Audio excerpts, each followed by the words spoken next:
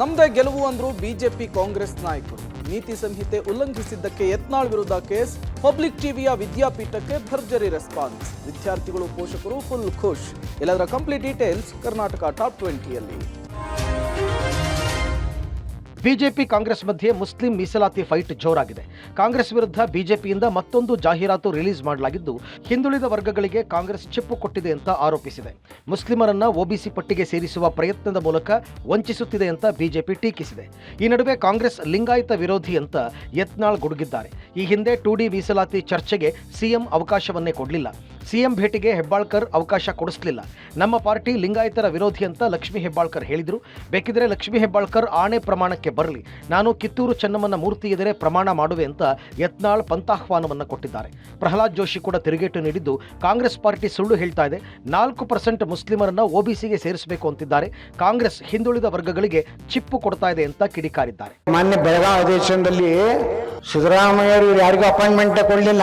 ಏನ್ರಿ ಸಿದ್ದರಾಮಯ್ಯವ್ರನ್ನ ಒಟ್ಟೆ ನಮ್ಗೆ ಮಾತಾಡ್ಸಲಾಗ. ಅದೇ ಲಕ್ಷ್ಮೀ ಹೆಬ್ಬಾಳ್ಕರ್ ಹೇಳಿದ್ರು. ನಾ ಕೇಳಿದ್ರೆ ನೀವು ಕೊಡ್ತೀರಿ? ಇಲ್ಲ ಹೇಳ್ತಾರೆ. ಇಲ್ರಿ, ನಮ್ಮ ಪಾರ್ಟಿ ಲಿಂಗಾಯತರ ವಿರೋಧಿ ಐತಿ. ಲಿಂಗಾಯತರಂದ್ರೆ ಒಂದು ರೀತಿ ಅವ್ರಿಗೆ ಅಲರ್ಜಿ ಐತಿ, ನಮ್ಮ ಕಡೆ ಆಗೋದಿಲ್ಲ ಅನ್ನೋರು ಅದು ಫುಲ್ಲ ಹೇಳ. ನಾ ಬೇಕಾದ್ರೆ ಪ್ರಮಾಣ ಮಾಡ್ತೀವಿ ಬಾತ್ ಹೇಳ್ರಿ. ಯಾವ್ದು ವೀರಗಾಣಿ ಕಿತ್ತೂರು ಚೆನ್ನಮ್ಮನ ಮೂರ್ತಿ ಮುಂದೆ ನಾ ಪ್ರಮಾಣ ವಚನ ಮಾಡ್ತೀನಿ.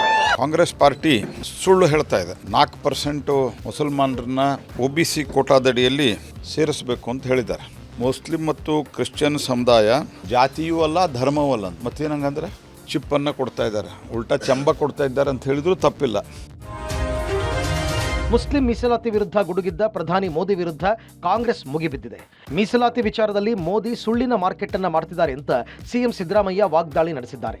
ಆರ್ಟಿಕಲ್ 15, 16ರ ಪ್ರಕಾರ ಹಿಂದುಳಿದವರಿಗೆ ಮೀಸಲಾತಿ ಕೊಡಬೇಕಿದೆ. ಮಹಿಳೆಯರಿಗೆ 33%, ಹಿಂದುಳಿದವರಿಗೆ 33%, ಮುಸ್ಲಿಮರಿಗೆ 6.6% ಕೊಡಲಾಗಿದೆ. ಬಿಜೆಪಿಯವರ ಅರ್ಜಿ ಆಲಿಸಿದ್ದ ಸುಪ್ರೀಂ ಕೋರ್ಟ್ ಮೀಸಲಾತಿ ಎತ್ತಿ ಹಿಡಿದಿದೆ ಅಂತ ಸಿಎಂ ಸ್ಪಷ್ಟನೆ ನೀಡಿದ್ದಾರೆ. ನರೇಂದ್ರ ಮೋದಿ ಅವರು ಈ ದೇಶದ ಪ್ರಧಾನಮಂತ್ರಿಯಾಗಿ ಸುಳ್ಳುಗಳನ್ನ ಮಾರುಕಟ್ಟೆ ಮಾಡ್ತಾ ಇದ್ದಾರೆ. ರಾಜೀವ್ ಗಾಂಧಿ ಅವರು ಪ್ರಧಾನಮಂತ್ರಿಯಾಗಿರುವಾಗ 73rd ಅಮೆಂಡ್ಮೆಂಟ್ ಮೂಲಕ ಜಿಲ್ಲಾ ಪಂಚಾಯತಿ, ತಾಲೂಕ್ ಪಂಚಾಯತಿನಲ್ಲಿ, ಗ್ರಾಮ ಪಂಚಾಯತಿಗಳಲ್ಲಿ ಮಹಿಳೆಯರಿಗೆ ಮೀಸಲು, ಹಿಂದುಳಿದ ಜಾತಿಯವರಿಗೆ ಮೀಸಲು ಕೊಡ್ತಕ್ಕಂಥ ಪ್ರಯತ್ನವನ್ನು ಮಾಡಿದ್ರು. ಆದರೆ ಅವ್ರ ಕಾಲದಲ್ಲಿ ಅದು ಜಾರಿಯಾಗಲಿಲ್ಲ. ನರಸಿಂಹರಾಯರ ಕಾಲದಲ್ಲಿ ಜಾರಿ ಆಯಿತು. ನರಸಿಂಹರಾಯರು ಪ್ರಧಾನಮಂತ್ರಿ ಆಗಿದ್ದಾಗ ಇದು ಜಾರಿಯಾಯಿತು. ಕರ್ನಾಟಕದಲ್ಲಿ BCMA, BCMB ಅಂತೇಳಿ ರಿಸರ್ವೇಷನ್ ಮಾಡಿದ್ರು. ಅಕ್ರಾಸ್ BCMA, BCMBನಲ್ಲಿ ಮಹಿಳೆಯರಿಗೆ 33% ಮೀಸಲಾತಿ ಇರಬೇಕು, ಹಿಂದುಳಿದವರಿಗೆ 33% ಇರಬೇಕು. ಹಿಂದುಳಿದವ್ರನ್ನೇ BCMA, BCMB ಅಂತ ಮಾಡಿದ್ದಾರೆ.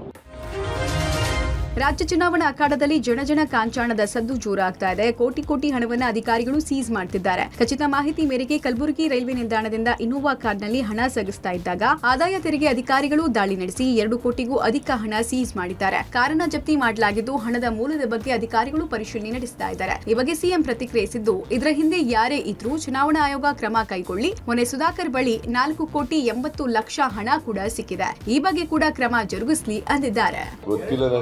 ಎಲೆಕ್ಷನ್ ಕಮಿಷನ್ ಅವರು ಕ್ರಮ ತಗೊಳ್ಳಿ. ಏನ್ ಕ್ರಮ ತಗೋತಾರೆ ನೋಡೋಣ. ಎಲೆಕ್ಷನ್ ಕಮಿಷನ್ ನಂಗೆ ಗೊತ್ತಿಲ್ಲ, ಐ ಡು ನಾಟ್ ನೋ. ಈಗ ಹಂಗ್ ಲೆಕ್ಕ ಹಾಕಿದ್ರೆ ಸುಧಾಕರ್ 4,80,00,000 ಸಿಕ್ಕದು. ಮಾಜರ್ ಎಲ್ಲ ಆಗಿದೆ, FIR ಎಲ್ಲ ಆಗಿದೆ. ಅದಕ್ಕೆ ಏನ್ ಹೇಳ್ತೀರಪ್ಪ? ಕೋಲಾರದಲ್ಲಿ ಕಾಂಗ್ರೆಸ್ ಜೆಡಿಎಸ್ ಮಧ್ಯೆ ಮಾರಾಮಾರಿಯಾಗಿದೆ. ಜೆಡಿಎಸ್ಗೆ ಮತ ಹಾಕಿದ್ದಕ್ಕೆ ರೊಚ್ಚಿಗೆದ್ದ ಕಾಂಗ್ರೆಸ್ ಕಾರ್ಯಕರ್ತರು ಜೆಡಿಎಸ್ ಕಾರ್ಯಕರ್ತರ ಮೇಲೆ ಮಚ್ಚಿನಿಂದ ಹಲ್ಲೆ ನಡೆಸಿರುವ ಆರೋಪ ಕೇಳಿಬಂದಿದೆ. ನಿನ್ನೆ ಮತದಾನವಾದ ಬಳಿಕ ಚಿಂತಾಮಣಿ ವಿಧಾನಸಭಾ ಕ್ಷೇತ್ರದ ಕಣಿಶೆಟ್ಟಿಹಳ್ಳಿ ಗ್ರಾಮದಲ್ಲಿ ಈ ಘಟನೆ ನಡೆದಿದೆ.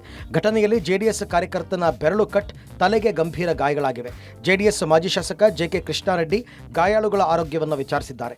ಕಾಂಗ್ರೆಸ್ ಕಾರ್ಯಕರ್ತರಾದ ನರೇಂದ್ರ, ಮಂಜುನಾಥ್, ಗಣೇಶ್, ಮಹೇಶ್ ಎಂಬುವರಿಂದ ಹಲ್ಲೆ ಆರೋಪ ಮಾಡಲಾಗಿದ್ದು, ಚಿಂತಾಮಣಿ ಗ್ರಾಮಾಂತರ ಪೊಲೀಸ್ ಠಾಣೆಯಲ್ಲಿ ಪ್ರಕರಣ ದಾಖಲಾಗಿದೆ. ಪ್ರಧಾನಿ ನರೇಂದ್ರ ಮೋದಿ ಬಗ್ಗೆ ಮತ್ತೆ ಕಾಂಗ್ರೆಸ್ ನಾಯಕ BK ಹರಿಪ್ರಸಾದ್ ಲಘು ಹೇಳಿಕೆ ಕೊಟ್ಟಿದ್ದಾರೆ. ಪುಲ್ವಾಮಾ ದಾಳಿಯಲ್ಲಿ ಹುತಾತ್ಮರಾದವರ ಬಗ್ಗೆ ಪ್ರಸ್ತಾಪಿಸಿ ಅವಹೇಳನ ಮಾಡಿದ್ದಾರೆ. ಪುಲ್ವಾಮಾ ದಾಳಿಯಲ್ಲಿ ಸೈನಿಕರು ಸತ್ತಾಗ ಮಂಗಳಸೂತ್ರ ಕಿತ್ಕೊಂಡಿದ್ಯಾರು ಅಂತ ಪ್ರಶ್ನಿಸಿದ್ದಾರೆ. ಸೈನಿಕರಿಗೆ ಹೆಲಿಕಾಪ್ಟರ್ ಕೊಟ್ಟಿದ್ರೆ ಯಾರೂ ಸಾಯ್ತಾ ಇರಲಿಲ್ಲ. ಗಡಿ ಭಾಗದಲ್ಲಿ 700 ರೈತರು ಸತ್ತಾಗ ಅವರ ಮಂಗಳಸೂತ್ರ ಕಿತ್ತಿದ್ಯಾರು? ಸ್ವಂತ ಮೋದಿ ಪತ್ನಿಯ ಮಂಗಳಸೂತ್ರ ಕಿತ್ತಿದ್ಯಾರು?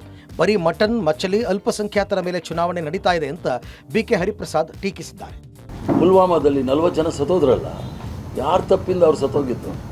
ಈ ಮನುಷ್ಯ ಏರೋಪ್ಲೇನ್ ಕೊಟ್ಟಿದ್ರೆ ಅವ್ರನ್ನ 40 ಜನ ಹೋಗ್ಲಿಕ್ಕೆ ಏರೋಪ್ಲೇನ್ ಕೊಟ್ಟಿದ್ರೆ ಯಾರೂ ಸಹ ನಾವು 40 ಜನ ಆ ಮಂಗಲಸೂತ್ರ ಕಿತ್ತಿದ್ದು ಯಾರಂತೆ?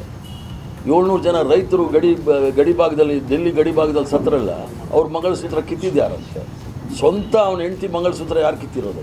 ಅದರಿಂದ ಓಟ್ ತಗೋಬೇಕು ಅಂತೇಳಿ ಏನೇನೋ ಮಾತಾಡೋದಲ್ಲ. ಆಯಿತು, ಮಾಂಸ ತಿನ್ನಬೇಡಿ, ಮೀನು ತಿನ್ನಬೇಡಿ ಅಂತ ಇವ್ರಿಗೆ ಏನಾದರೂ ಸಂವಿಧಾನದಲ್ಲಿ ಹೇಳಿದ್ದಾರೆ.